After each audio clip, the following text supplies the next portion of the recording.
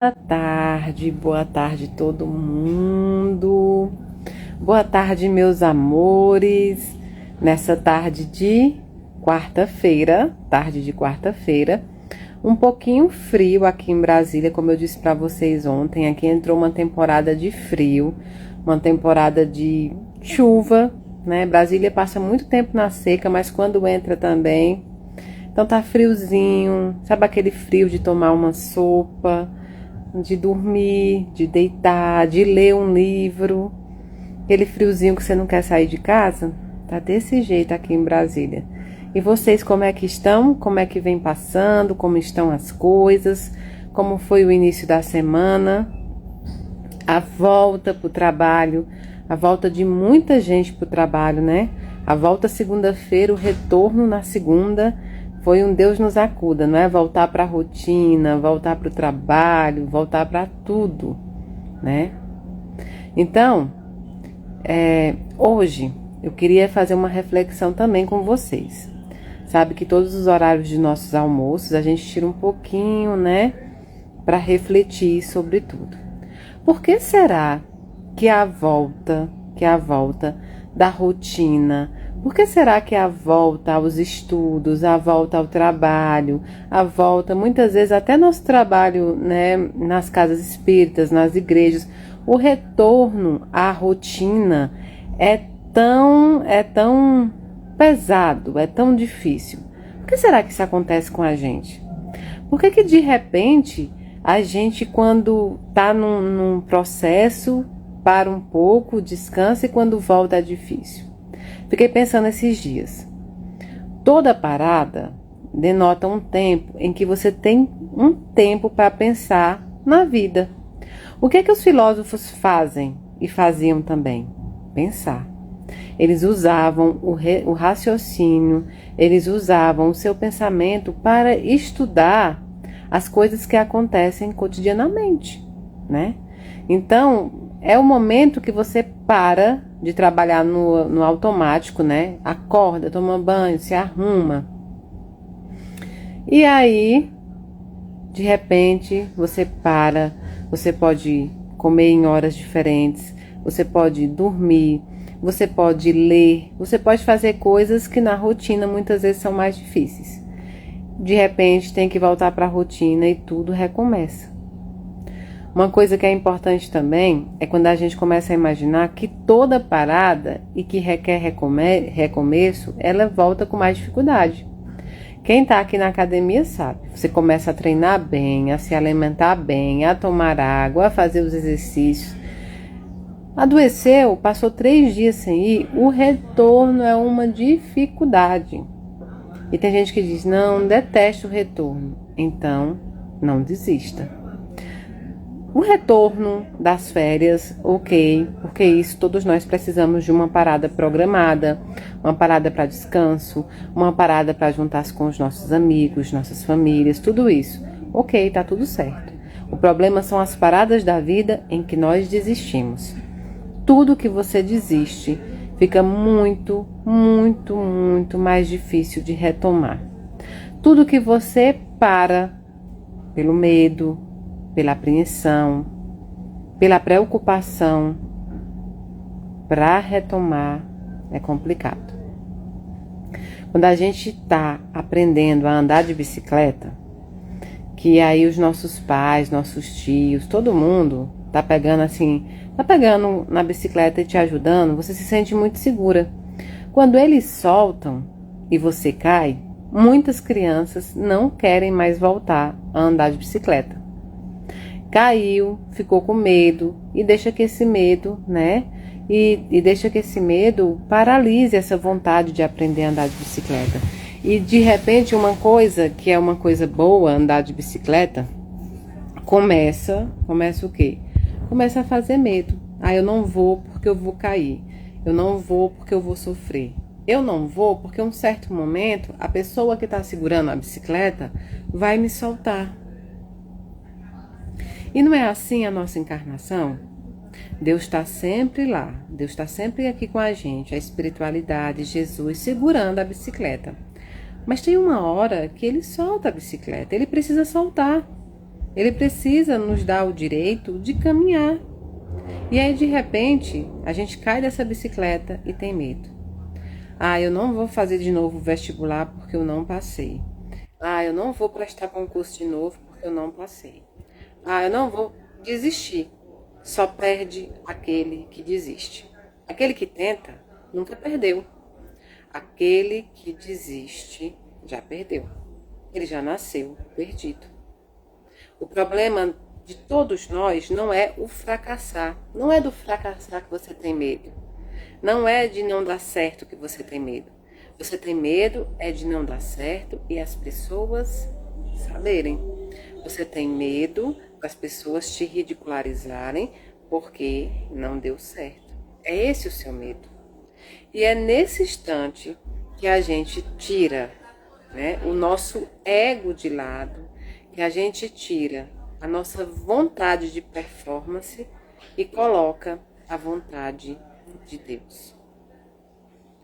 Qual é o seu sonho hoje? Qual é a sua dúvida hoje? Será que eu continuo estudando para o concurso? Será que eu vou tentar outra profissão? Eu queria começar outra faculdade, mas eu não tenho coragem. O dia é hoje. O dia é hoje. A hora é agora. Eu vou. E se não der certo? Eu recomeço. E se eu não passar? Eu estudo de novo. E se, o se faz parte de um processo de quem está deixando o medo dominar. O medo é um péssimo conselheiro. O medo do fracasso, então, mais ainda. Não tenha medo que os outros achem de você. Não tenha medo de que os outros façam algo com você. Tenha medo de daqui a algum tempo você ficar parado, você ficar pensando o que você poderia ter feito e não fez. O que você poderia ter executado e não executou. Com medo do que o outro vai pensar, do que o outro disse, do que o outro acha. Comece. Todo começo é difícil. A gente já nasce na dificuldade. O bebezinho nasce sem conseguir andar, sem conseguir falar. Quando sente dor, a mãe tem que adivinhar de alguma forma. Então, todo começo será sempre difícil. Mas toda vez que você desiste e precisa recomeçar, o recomeço é pior ainda. Não gosta de recomeços? Não pare no meio do caminho. Não pare. É necessário essa força, é necessário essa coragem de lidar com os nossos próprios demônios. Um dos nossos demônios é o medo. O medo. O medo, ele é um sentimento necessário. Por quê? Porque ele entra naquele instinto de preservação. Ele entra no instinto de sobrevivência. Se nós não tivéssemos esse sentimento medo, nós faríamos coisas que poderiam nos colocar em risco o tempo inteiro.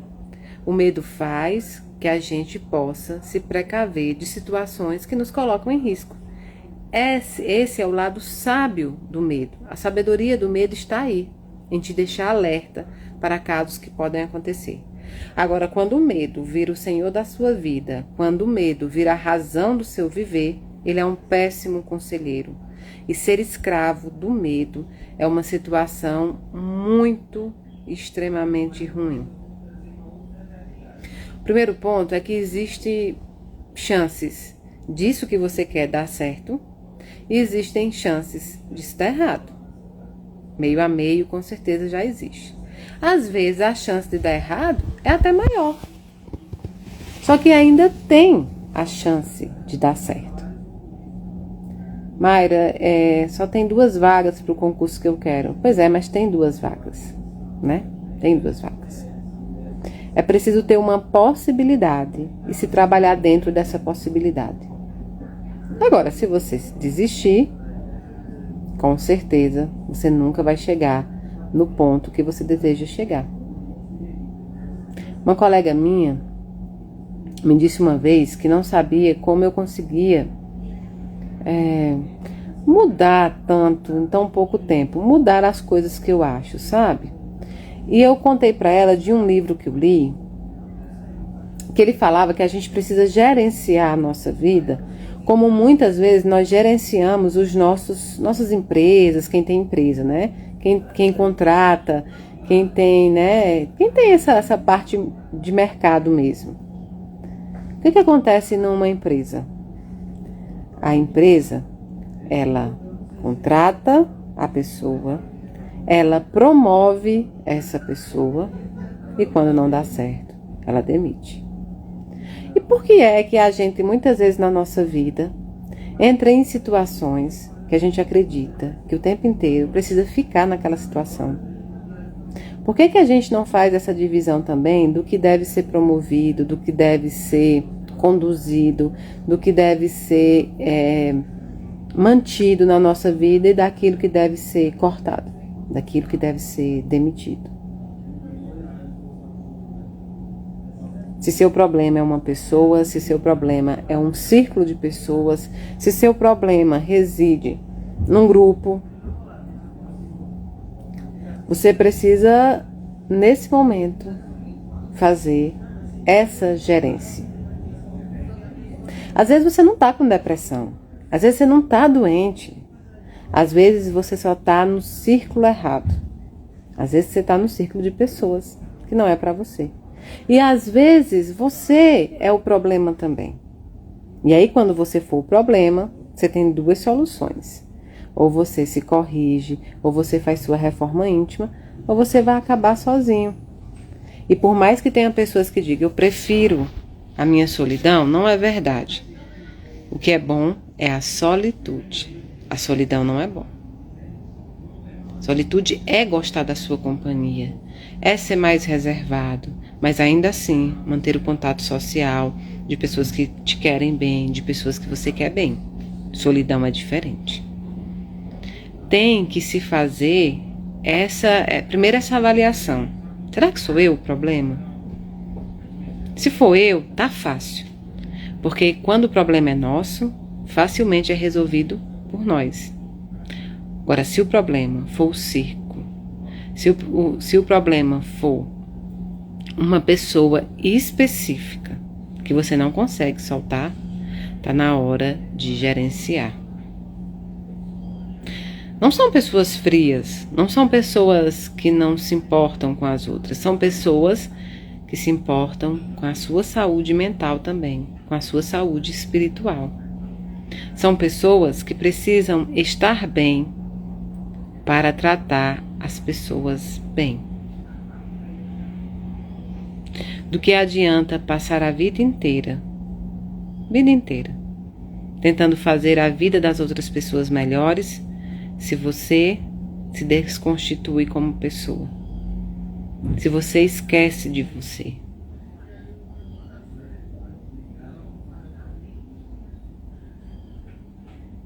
É preciso tomar decisões. A vida adulta é de decisões. Quem faz o que quer é criança. Quem faz o que quer é infantil. Adulto faz o que é preciso fazer. Adulto usa da sabedoria. Adulto usa do aprendizado. Adulto usa da experiência e faz aquilo que se precisa fazer. O que eu preciso fazer para sair dessa situação? Onde eu posso buscar ajuda se eu preciso sair de uma situação? Onde eu promovo pessoas se eu estou sozinho? Onde eu demito pessoas se eu precisar? Uma coisa que me incomodou a vida inteira e me incomoda até hoje é a pregação religiosa de que nós devemos suportar todos os tipos de violências necessárias para estar perto de alguém, como se nosso plano reencarnatório houvesse nos obrigado a essa experiência que também faz parte da vida do outro. E dessa maneira, muitas pessoas vivem uma encarnação infeliz porque se submetem à violência de parentes, de amigos, se submetem à violência da sociedade, se submetem a todo tipo de coisa, segurando no amor religioso, segurando na fantasia religiosa de que tudo deve ser perdoado e a condição desse perdão é se manter próximo àquela pessoa. Quantos assassinatos, feminicídios, quantas depressões, quantas doenças psicológicas nós teríamos evitado, quanto sofrimento poderia ter sido evitado se alguém desde o início dissesse nas igrejas, nos centros espíritas, em todos os locais que professam religião e doutrina, dissesse que nós não precisamos ser tapetes de ninguém. Se tivessem pregado para a gente que contra qualquer tipo de violência física, violência moral e violência espiritual, nós podemos nos afastar, nós podemos conduzir a nossa vida para um outro lado, sem desejar o mal, sem fazer o mal e perdoando. Quanto sofrimento nós teríamos evitado se a gente soubesse que às vezes é necessário seguir uma rota contrária do que esperam de nós. Quanto sofrimento teríamos evitado se nos dissessem que Deus, além de tudo e acima de tudo, quer que sejamos bons espíritos e também felizes pela condição divina que nós temos. Ser feliz é amar o próximo, e amar o próximo é amar a si mesmo. Não podemos oferecer a ninguém algo que nós não temos. Não posso oferecer amor se eu não me amo. Não posso oferecer respeito se eu não exijo respeito. É necessária essa mudança. Essa condição de aprendiz nesse planeta que é uma escola faz parte do processo de reencarnação. Algumas épocas da nossa vida nós podemos não entender esse conceito, mas é chegado o momento da maturidade em que a gente já precisa aprender que nenhuma violência, nenhum tipo de violência é justificado pelo amor de Deus, é justificado pela espiritualidade. Se você tem agressões físicas em casa, procure a delegacia. Se você tem agressões morais, psicológicos, procure a delegacia e também procure tratamento. Quantas pessoas boas estão se tratando, porque pessoas ruins, porque pessoas com processos negativos, pessoas com processos ainda de baixa evolução, nos violentam todos os dias. Pessoas que vão a público, pessoas que vão na internet, pessoas que vão na fofoca, pessoas no trabalho, pessoas de todo tipo, que levantam a bandeira da violência contra nós, que levantam a bandeira, muitas vezes camuflado ali por uma profissão, ou camuflado por uma hierarquia e nos provocam tanto mal. Não existe essa romantização da religião sobre as pessoas que sofrem as violências. Qualquer tipo de violência física, moral, é necessário recorrer à lei. Quantos feminicídios nós teríamos evitado? Quantas vidas evitadas? É necessário viver Jesus Cristo. Religião nem sempre é necessária. Mas se você escolher uma religião, tenha na sua cabeça,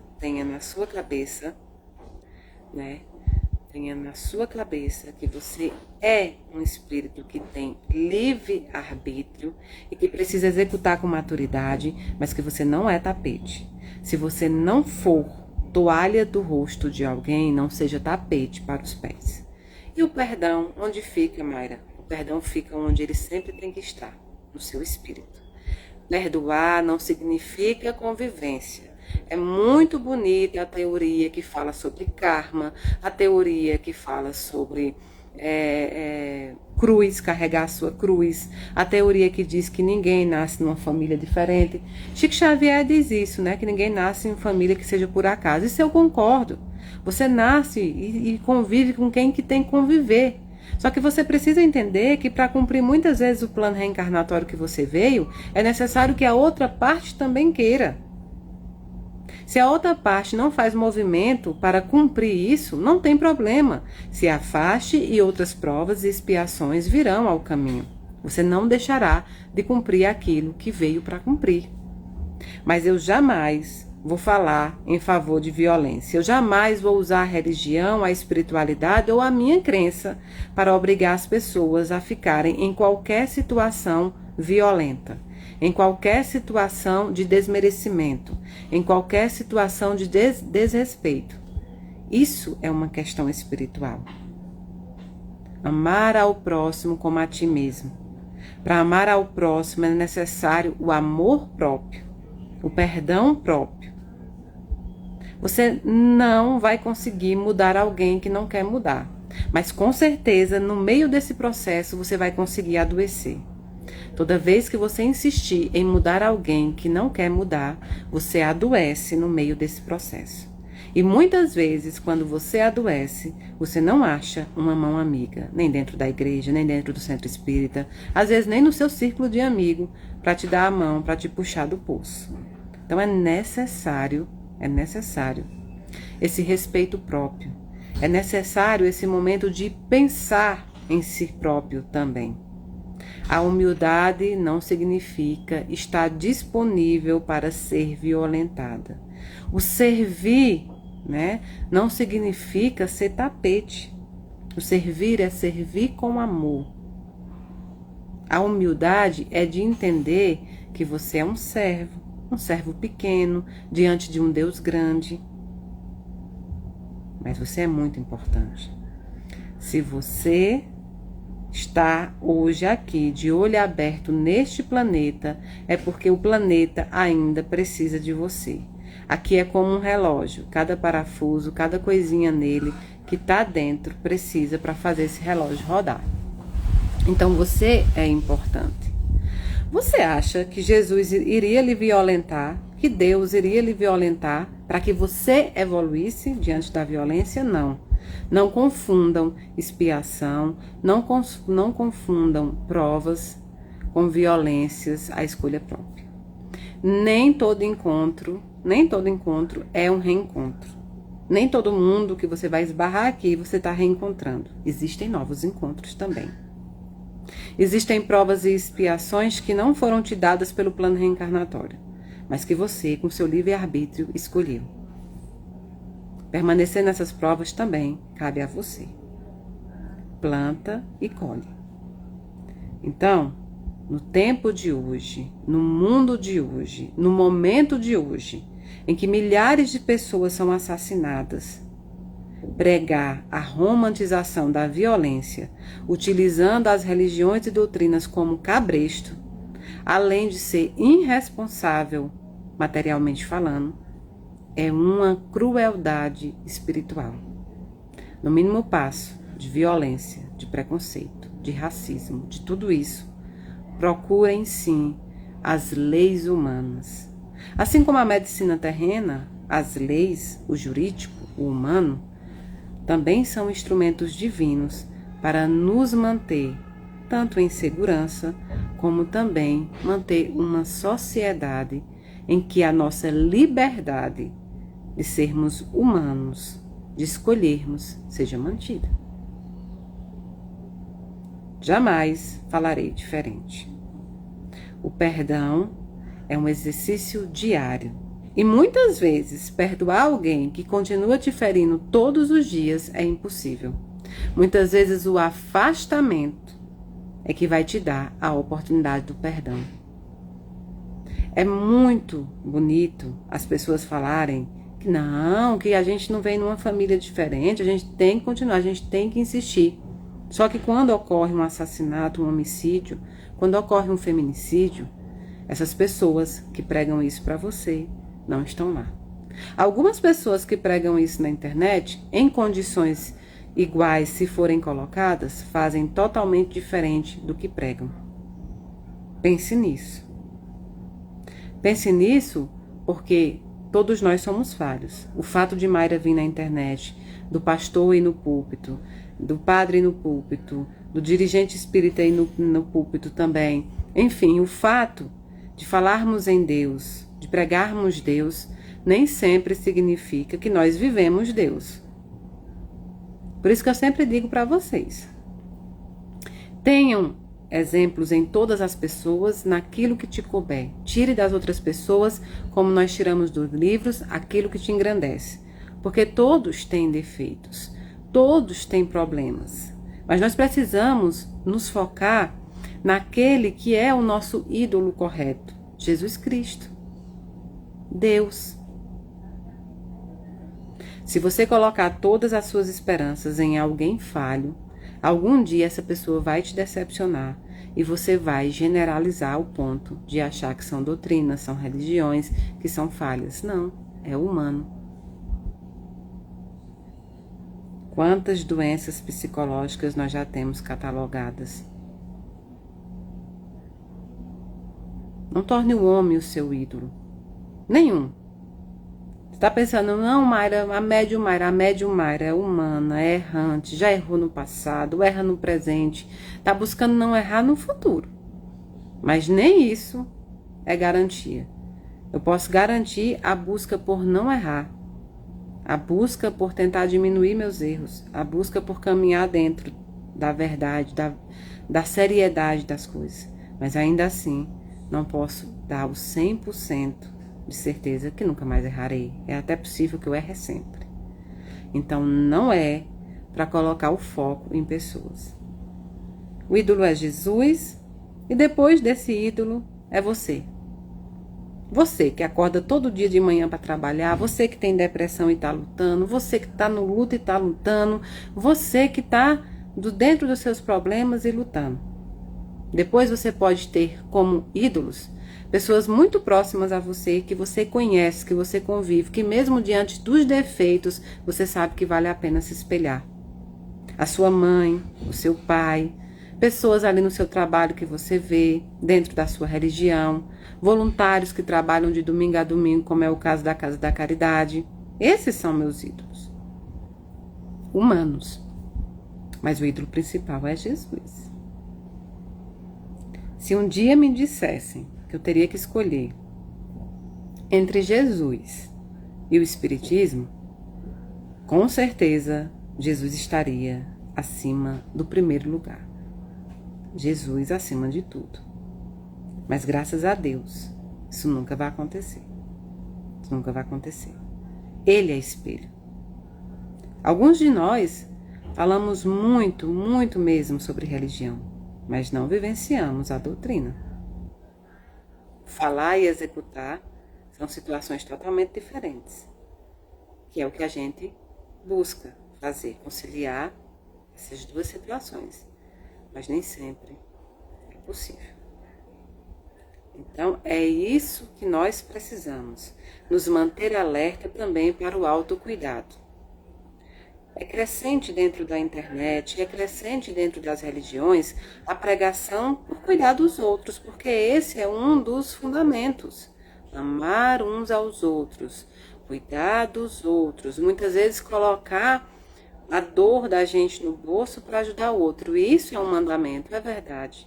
Mas nós precisamos nos cuidar fisicamente, nos cuidar mentalmente e nos cuidar espiritualmente. Nós precisamos nos cuidar para que a gente possa ter condição de cuidar dos outros. Eu não sou nem o melhor exemplo disso para vocês. Não sou o melhor exemplo disso que eu estou contando para vocês. Por muitas vezes eu já deixei de me cuidar e ainda deixo para cumprir todas as obrigações que eu preciso cumprir. Então não posso nem dizer para vocês que eu sou exemplo, mas eu tenho a consciência absoluta que isso me prejudica até hoje. Me prejudica até hoje não poder fazer algumas coisas, não poder descansar um pouco mais, a preocupação constante, né? Mas eu sei que é necessário. E esse ano é uma das minhas metas, inclusive. Cuidar um pouco mais, né? Cuidar do que se precisa cuidar. E eu sempre digo para vocês uma coisa, quando eu trago essa coisa para vocês, não é para que vocês pensem no meu caso, mas é que usem, né? Que usem o meu caso como exemplo. Não há vergonha alguma em buscar ajuda psiquiátrica, em buscar ajuda nos psicólogos. Não há vergonha nenhuma em, se precisar, tomar os remédios que for prescrito. Não há vergonha nenhuma. Quando a gente está com uma dor no estômago, você procura um médico que é especialista nisso. Quando você quebra o pé, você não vai de jeito nenhum no obstetra. Você vai no cirurgião, se for preciso, você vai no ortopedista. Então, porque quando a sua mente está bagunçada ao ponto de você não conseguir, né? Eita, será que foi eu que mexi? Peraí. E agora? Será que voltou? Quando você está ao ponto que a sua mente está bagunçada, e com isso bagunça o seu físico e bagunça o seu espiritual também, é necessário que você busque psiquiatra, psicologia, tudo. Tudo aquilo que pode te ajudar. Tudo aquilo que pode te ajudar. Uns 2 anos, vocês sabem que eu passei algo muito difícil, né? Vocês sabem que eu passei momentos muito difíceis. E foi quando eu busquei ajuda psiquiátrica. Porque psicólogo eu faço sempre, né? Análise eu sempre faço, sou adepta a isso. E busquei ajuda e tomo remédio até hoje. Vai desmamando, claro, com o tempo, mas até hoje eu tomo remédio. Isso, para mim, é motivo de orgulho, saber onde eu preciso buscar para melhorar. E não pretendo, quem vai dizer isso é o médico no tempo certo, não pretendo parar até que eu tenha alta dos remédios e não tem problema algum, nenhum. Então eu trago meu exemplo para vocês, não é para vocês se compadecerem comigo, é para que vocês entendam que quando é necessário, precisamos. É um alívio também. Às vezes você não tem ninguém para desabafar, para contar, para colocar. E tem ali o auxílio de um profissional que pode conseguir ajustar um pouco a bagunça das gavetas que a gente conversou ontem. Então, por favor, não se escondam por vergonha de buscar ajuda. Pelo contrário, para que o espírito também esteja bem, é preciso que o corpo e a mente também estejam. É uma tríade. É uma tríade. E no mundo que nós vivemos hoje, é necessário nos mantermos bem. Equilibrados, concisos, né? Então, é necessário que a gente busque todos os tipos de ajuda. A medicina está aí para isso. Sabe aqueles milagres que a gente acredita, que contam na Bíblia, que contam em várias religiões, os milagres? Aquele tipo de milagre que acontece do nada? Eu não tenho uma crença, porém eu acredito em milagre sim. Milagre na palavra de que Jesus trouxe a medicina. Jesus curou pessoas porque tinha conhecimento da medicina que hoje está espalhada, com certeza em grau menor do que o conhecimento de Jesus, bem menor, mas está espalhada nesses profissionais que estudam para cuidar da nossa saúde, que se especializam. Eles são os milagreiros de Jesus, que vieram, que Jesus disse, virão outros que farão igual ou até melhor do que eu. Então, não há motivo para se envergonhar. E por que eu falo isso? Porque muitas vezes vocês procuram o espiritual e não conseguem, né? Não conseguem sair daquele problema. Porque a espiritualidade pode movimentar o que é espiritual. Pode trabalhar dentro da espiritualidade, mas dentro da materialidade, ela precisa que nós ajudemos também a espiritualidade, né? Vou responder a pergunta, tá? Peraí. Maísa, dúvida, a medicação influencia na prática mediúnica? Maísa, no meu caso, sim. O que que acontece? Desde quando eu procurei o meu psiquiatra, Dr. Rodrigo, que é maravilhoso, ele mudou meu remédio várias vezes. A gente foi testando, ele sabe da minha condição, que também é bom que vocês procurem um profissional que também entendam, né? Que tenha empatia, um profissional que tenha empatia e tudo. E o Dr. Rodrigo é muito assim comigo, então ele conhece a minha condição e a gente foi ajustando. Então, tentamos vários remédios até que acertou em um, tá? Mas na minha condição afeta sim. Vou te dar um exemplo simples que eu posso falar aqui. Dependendo do remédio para dor de cabeça que eu tomo, se é muito forte ou se muitos, né? Aí diminui muito a minha visibilidade. Diminui muito. Clarinha, foi estresse pós-traumático? Sim. Foi estresse pós-traumático. E o trauma ainda me traz, né? Algumas coisas. Por isso que eu ainda continuo em tratamento, viu? Por isso que eu continuo em tratamento. Então, até hoje. E esse do remédio é verdade. Modifica.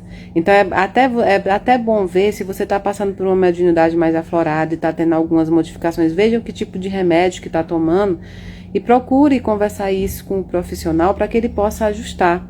Eu troquei vários até chegar em um que atinge minimamente, tá? Existem remédios para cefaleia, essas coisas assim, que tem mais potência para mim do que esse. Modifica muito mais. Então, por exemplo, eu evito muito tomar remédio, muito. Principalmente remédio mais forte, eu evito. Para dor de cabeça, para essas coisas, tá? Ellen Mundim, meu amor, olha, a psicografia vai ser em março, sim. Até hoje à tarde a gente vai resolver a data, porque eu tive um convite em outro estado em março, então a gente só tá ajustando para não pegar no mesmo dia. Mas as inscrições serão abertas aqui no Instagram, tá bom? Para Brasília e para o pessoal de fora. E vão ser feitas as inscrições, nós vamos fazer na Casa da Caridade mesmo, né? E então, em março vai ter a psicografia sim. Isso aí já foi decidido e a gente vai fazer.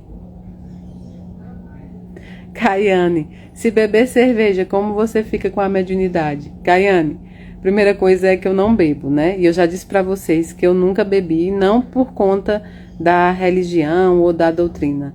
Eu não me interesso pelo cheiro, eu não me interesso pelo gosto. Sou viciada em refrigerante, tanto é que meu voto esse ano é de refrigerante. Então, eu nunca testei, por assim se falar, o que é que acontece se eu consumisse álcool ao extremo, essas coisas assim, tá? Então, não sei te dizer, mas eu vou te dizer pelo que a espiritualidade explica e por vários exemplos que a gente vê. Qualquer bebida alcoólica altera a mediunidade.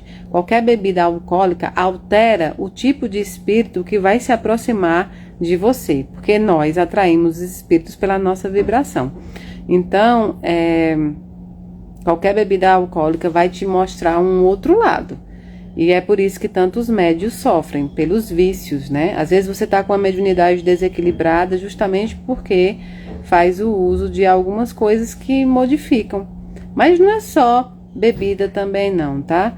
Qualquer tipo de vício modifica um pouco, altera a mediunidade nessa questão do tipo de espírito, do tipo de trabalho, do tipo de ação que você está fazendo. Então, muitas coisas são complicadores, né? Complicadores na mediunidade, isso é fato. Tem uma linha tênue, uma fragilidade nisso. Ranayana. Quanto tempo depois do desencarne conseguimos uma carta dos nossos entes? Bom, é normal e a gente precisa explicar que muita gente questiona como algumas cartas saem com tanta rapidez ou mais tarde. O que é que acontece? Existe na parte da bibliografia espírita, existem algumas coisas falando sobre o quanto a pessoa fica confusa no momento do desencarne, o quanto o espírito entra em confusão ou pouco ou muita. Isso é verdade. Todos nós em processos de transformação, nós entramos em estado de confusão, isso muito ou pouco. Você sai de uma cirurgia, quando a anestesia está saindo, você entra também nesse processo. Muitas coisas na nossa vida, você toma um remédio, você entra num processo difícil Então é logicamente que o desencarne causa, mas não é o tempo que ocorreu. É como está a condição evolutiva do espírito, a necessidade da escrita, né? E aí a necessidade pode ser necessário para ele ou necessário para a família, para algo positivo acontecer, e o objetivo da escrita também. Então não tem esse tempo.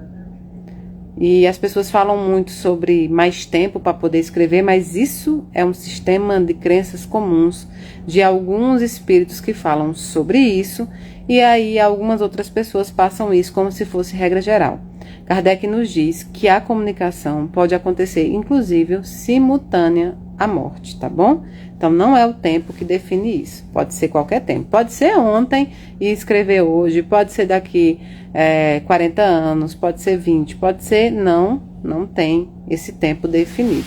Nós temos experiências com espíritos, né, que contam, e aí a gente vai fazendo, tá?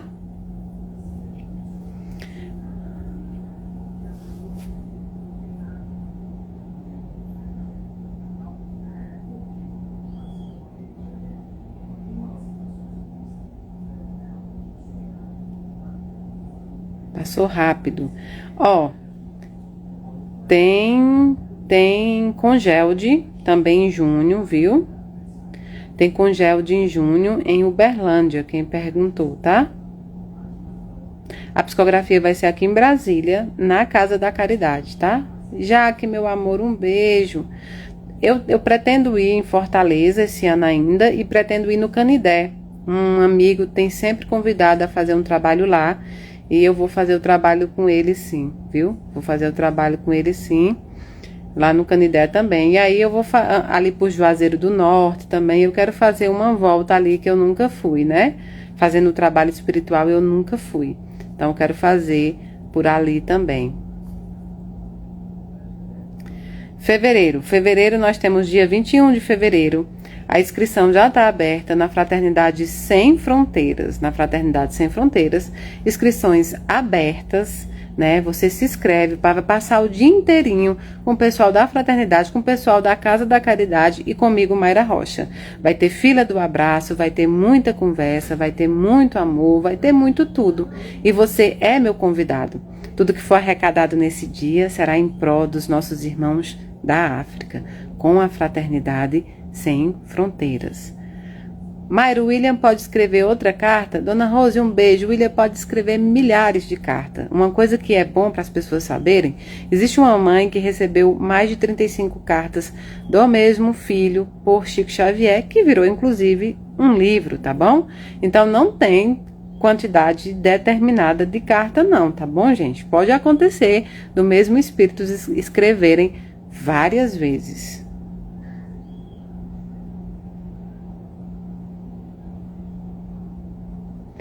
Então, São Paulo esse ano, eu não sei ainda direito porque não passei a agenda toda com Everton, mas eu vou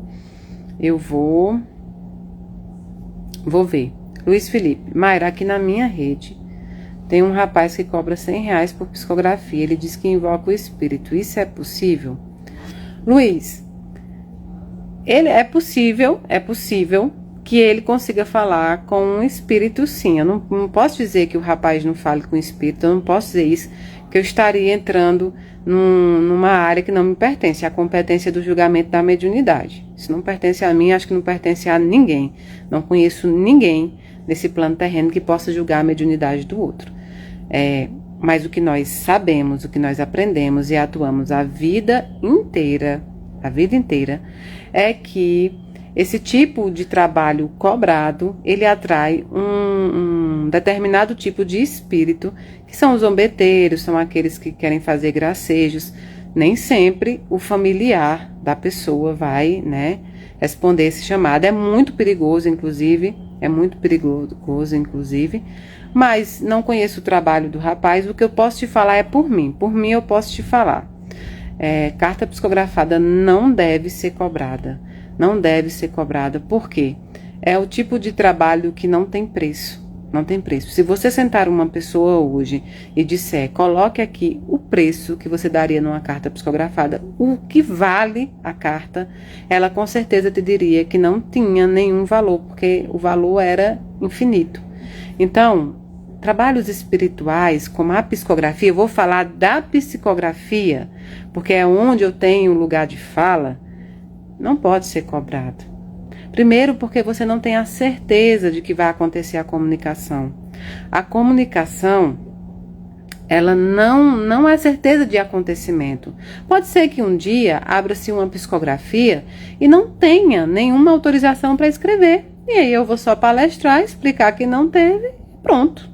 Porque não é certeza que os espíritos estarão para lá para escrever. Agora, quando a gente marca, já marca com a autorização do mentor, já existe todo um trabalho que é feito com os familiares, com os espíritos, para que isso ocorra.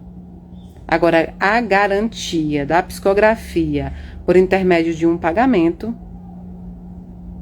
nunca aconteceu. Tem que ter cuidado com esse tipo de apresentação de serviço. Os serviços espirituais da psicografia não têm preço, portanto, não podem ser cobrados. E aí eu vou falar de mim, certo? De mim. Cada um tem o seu livre-arbítrio, né? Cada um pode decidir por si, cada médium tem o seu mentor, mas os princípios básicos da espiritualidade envolvem isso aí. Então, se houver alguém cobrando carta, colocando vídeo de Mayra, é golpe, pode denunciar. Inclusive, abra BO se você pagou, tá? Porque aí o banco te devolve e fica ainda, né? Nenhum trabalho da Casa da Caridade é cobrado, desde a psicografia até a radiestesia. A radiestesia ocorre todo sábado, gente. Lá na Casa da Caridade, você pode se inscrever também no link da bio para fazer a radiestesia. É muito bom, eu gosto. E também nos sábados tem passe na Casa da Caridade, além das quartas-feiras, que é o passe rogativa de cura.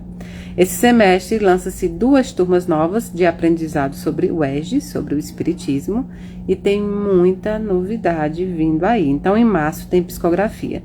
As inscrições serão abertas aqui no Instagram. E aí, eu vou dizer o dia certinho para vocês se programarem também. Dia 21, Fraternidade Sem Fronteiras, certo? Fraternidade Sem Fronteiras, março. Ó, o arroba aqui, negadora, fala: recebi uma carta psicografada através de Dona Vânia em Palmelo. Foi um bálsamo na nossa vida. A médium Vânia é maravilhosa. Não era, é maravilhosa. Dona Vânia é uma médium amorosa. Foi uma médium que ajudou muito, muitas outras pessoas. E de uma mediunidade peculiar. Então, Dona Vânia, eu visitei Palmelo também, gosto muito da história de Dona Vânia, muito mesmo.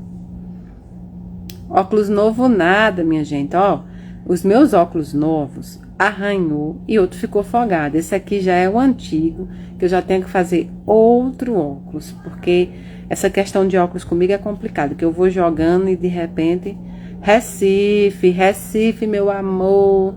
Saudade de Recife, ó, Recife eu vou 3 e 4 de maio, mas vou avisar para vocês. E também tem sempre evento em Recife, 1 ou 2 eventos em Recife tem, tá bom? Então Recife esse ano também tem. Franca, pronto, Franca, eu tô doida para ir para Franca, já mandei recado para Carlos de Mendes, para Eduardo Gibelli, né? Doida para encontrar o Dudu, vou encontrar o Dudu em junho no Congelde também, tá bom? Que já tá com a inscrição aberta também. Vou em Curitiba, tem convite para Cuiabá também. Tem, a Gisele até colocou ontem aqui, tem um bocado de lugar. Tem o interior de Goiânia que eu vou fazer tudo, viu? Eu sempre faço a live nela, tá bom? Sempre faço a live aqui, porque como a parede fica um fundo branco, fica melhor para vocês, né? Grupo Fraternidade, um beijo, meu pai Ebert, aos meus irmãos do Grupo Fraternidade de Luz. Pois é, eu tava aqui falando, pai, que eu vou para Recife, vou fazer os eventos. Tem que fazer os eventos, né? Pra gente arrecadar os alimentos. Então, esse ano Recife é garantia. E também vou para a festa de Iansã, no Grupo Fraternidade de Luz. Prometi que vou para a festa dela, que também é em novembro. Então, com certeza. Quero ir no Ceará, no Espírito Santo sempre vou também, né? Eu disse que meu marido foi criado lá, então a gente sempre volta lá. Aracaju, amo Aracaju. Goiás, vou fazer Goiás também. Eu amo Salvador. Os convites, assim, a agenda para 2026 está aberta, então os convites estão chegando, tá bom? E quem quiser convidar para fazer live, palestra, manda que a gente vai ajustando, vai colocando, vai dando tudo certo, tá bom? Itabaiana em Sergipe, Natal é lindo, não é? Rio Grande do Sul nunca fui. Eu amo o povo de Aracaju também, Clarinha. Eu tive muita sorte, tenho muitos lugares, vocês, né? Que demonstram tanto amor por mim, pelo trabalho. Eu virei uma filha de muitos, uma mãe de muitos. Muito amoroso. Campos Sales eu vou, até porque me prometeram um hotel. O João me prometeu que eu vou ficar no hotel 10 estrelas. Só comida boa. São Paulo, amo São Paulo, amei São Paulo. Eu fui para fazer os podcasts e eu amei São Paulo também. Paraná nunca fui. Tem que ir para Fortaleza, Rosana. Maranhão nunca fui, ó. Então, eu quero ir, quero abraçar vocês sempre. Mas sempre estarei aqui com vocês, sempre, tá bom? Sobral, vou em Sobral também, doutora Ana. Ó, agora vou voltar a trabalhar, mas lembre-se, está aberta a campanha do material escolar. Você pode fazer Pix ou você pode nos mandar o material escolar. Caneta, lápis, borracha, caderno, lápis de cor, tudo isso. Nós estamos aceitando tudo isso. Nós precisamos montar os kits para as nossas crianças, ajudar crianças de fora e ainda ajudar também os estudantes lá da África. Nós agora estamos fazendo uma repartição do que temos para ajudar os nossos irmãos da África também. É muito importante. Nos ajude, colabore. Você que quer doar a cesta básica também. Todos os projetos estão abertos. Mas nós estamos precisando do material escolar. Você que tem mochila em casa em bom estado dos seus filhos, podem mandar para a Casa da Caridade. Caderno, lápis, borracha, cola, tudo isso. Eu até falei, vamos marcar, gente, aqui, os atacadões de material escolar, vamos marcar esses lugares que vendem, né? Que são mais famosos, que têm condições de nos ajudar, as papelarias. Vamos marcar, me ajudem a marcar, nós estamos precisando de um tudo. E essa campanha é sempre uma campanha muito cara, é tudo muito caro e às vezes a gente fica sufocada para conseguir. Então vamos marcar também, vamos pedir, mandem coisas no privado, encaminhem por correio, é ABC do BA, tá bom? O nome da campanha. Então vamos pedir ajuda, vamos encaminhar, né? Vamos encaminhar e mandar para a Casa da Caridade para que a gente possa conseguir, tá bom? Um beijo muito grandão no coração de vocês. Que Deus abençoe o dia de vocês, a noite de vocês. Que vocês sejam muito felizes. Que vocês possam ter hoje a sensação de cuidado, de amor, aquele abracinho na alma que Deus nos dá quando o mundo insiste em nos fazer chorar. Um beijo grande e lindo no coração de cada um. Eu amo vocês do dedinho do pé ao fio do cabelo. Amo vocês.